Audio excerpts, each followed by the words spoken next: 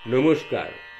আজ আমি আবার আপনাদের সামনে উপস্থিত হয়েছি কথামৃতের অমৃত কথার একটি বিশেষ অংশ নিয়ে। আজ আমি দ্বিতীয় পরিচ্ছদ থেকে কিছু কথা আপনাদের সামনে তুলে ধরছি। সেখানে ঠাকুর বলেছিলেন জীবের চারটি থাক, বদ্ধ জীবের লক্ষণ এবং কামিনী কাঞ্চন। এই সম্বন্ধে ঠাকুর কি বলেছিলেন সেটা আপনাদের সামনে তুলে ধরেছি। ঠাকুর শ্রী শ্রী রামকৃষ্ণ পরমহংসদেবের কথা অমৃত সমান। ঠাকুর বলেছিলেন জীবের চারটি থাক, বদ্ধ থাক, মুমুক্ষু থাক, মুক্ত থাক আর নিত্য থাক। সংসার যেন জালের স্বরূপ, জীব যেন মাছ, ঈশ্বর যার মায়ায় এই সংসার তিনি এক জেলে। জেলের জালে যখন মাছ পড়ে তখন কতকগুলো মাছ জাল ছিঁড়ে পালাবার অর্থাৎ মুক্ত হবার চেষ্টা করে। এদেরকে বলা হয় মুমুক্ষু জীব। যারা পালাবার চেষ্টা করছে তারা কিন্তু সকলেই পালাতে পারে না। দু চারটে মাছ ধপাং ধপাং শব্দ করে পালায় বটে, তখন লোকেরা বলে ওই মাছটা বড় তাই পালিয়ে গেল। এইভাবেই দু চারটে লোক মুক্ত জীব। কতকগুলি মাছ স্বভাবত এরা একটু সাবধান, কখনো জালে পড়ে না। এরা হচ্ছে নারদ বা এই জাতীয় প্রাণী। এরা হচ্ছে নিত্য জীব, এরা কখনোই কিন্তু জালে পড়ে না। তারা জালে পড়ে, তারা জাল শুদ্ধ চোঁ চোঁ করে মারে এবং পাঁকের মধ্যে গিয়ে পাঁক আঁকড়ে পড়ে থাকে, জাল আঁকড়ে পড়ে থাকে। এরা হলো গিয়ে বদ্ধ জীব। জালে রয়েছে কিন্তু মনে মনে ভাবে আমি বেশ আছি।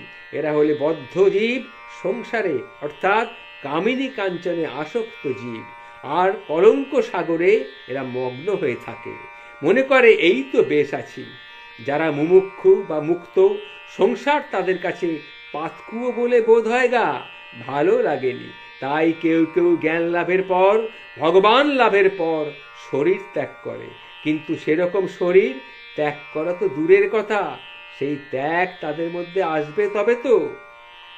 বদ্ধ জীবের, সংসারী জীবের কোনো মতে হুঁশ আর হয়নি গো, কোনো মতে হুঁশ আর হয়নি। তাই তো তাদের এত দুঃখ, এত দাগা পায়, এত বিপদে পড়ে, তবু তাদের চৈতন্য আসেনি গো, তবু তাদের চৈতন্য আসেনি। উটকে দেখনি মরুভূমিতে সে চড়ে বেড়ায়? মরুভূমি তো সবুজ ঘাস খুব একটা হয় না, সবুজ গাছপালাও হয় না, সেখানে কাঁটা গাছ, কাঁটা ঝোপঝাড় হয়। উট ওই কাঁটা গাছ খেতেই খুব ভালোবাসে, কিন্তু যত খায় ততই তার মুখ দিয়ে দরদর দরদর করে রক্ত পড়ে। তবুও সেই কাঁটা গাছ সে কিন্তু খাবেই খাবে, সে খাওয়া ছাড়বেনি। সংসারী লোক ঠিক এই রকম। সে সংসারে এমন ভাবে আবদ্ধ হয়ে পড়ে যে এত শোক পায়, এত তাপ পায়, তবু কিছুদিনের জন্য যেমনই তেমনই। কিন্তু স্ত্রী মরে গেলে কি অসতী হলো, সে আবার বিয়ে করলো। ঠিক স্ত্রী মরে গেলে সে আবার বিয়ে করলো।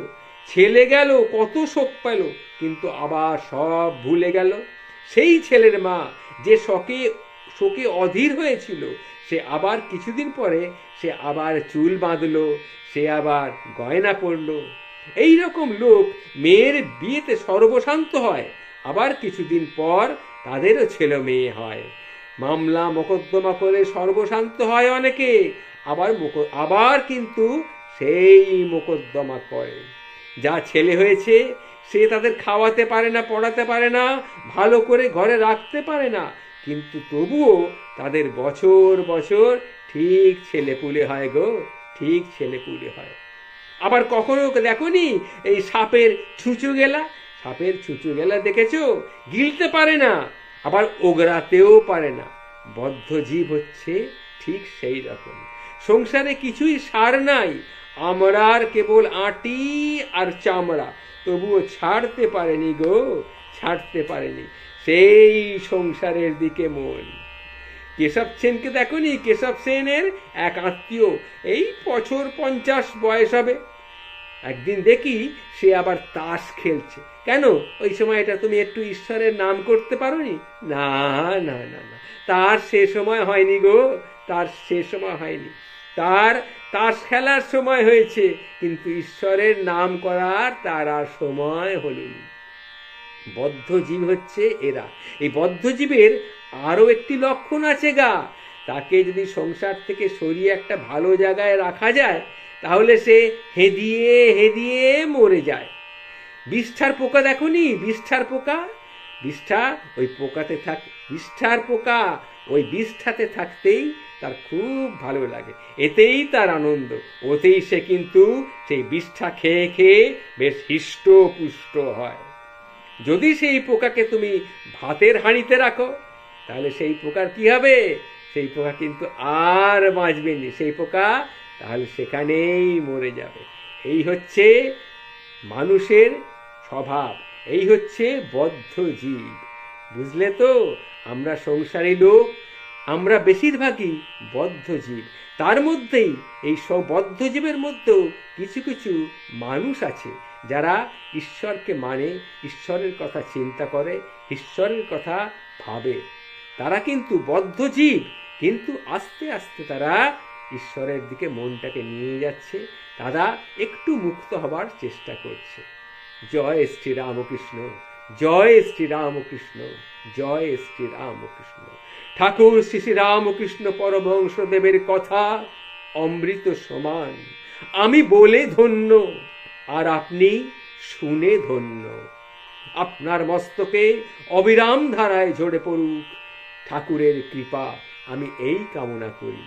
আরো কামনা করি ঠাকুরের এই কথাগুলি আপনি দিকে দিকে সবার কাছে ছড়িয়ে দিন, তাহলে ঠাকুরের অবিরাম কৃপাবৃষ্টি আপনার মস্তকে নেমে আসবে। এই কামনাই আমি করি। জয় শ্রী শ্রী রামকৃষ্ণ, জয় শ্রী শ্রী রামকৃষ্ণ, জয় ঠাকুর শ্রী শ্রী রামকৃষ্ণ পরমহংসদেব, জয় শ্রী শ্রী রামকৃষ্ণ।